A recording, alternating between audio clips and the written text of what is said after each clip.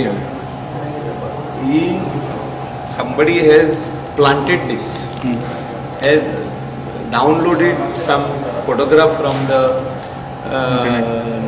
internet, and created some sort of a party scene and has posted it on the net to show Goa in a different format. Means the destination Goa is being targeted.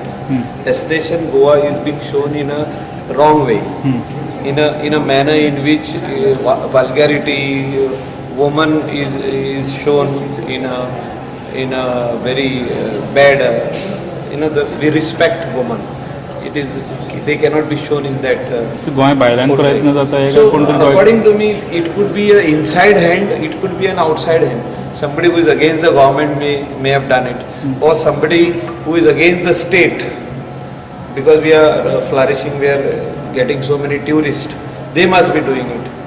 So there are various angles to this.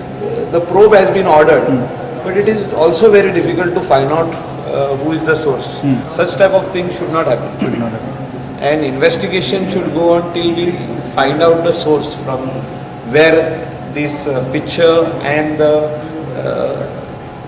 the write-up for this party scene has come.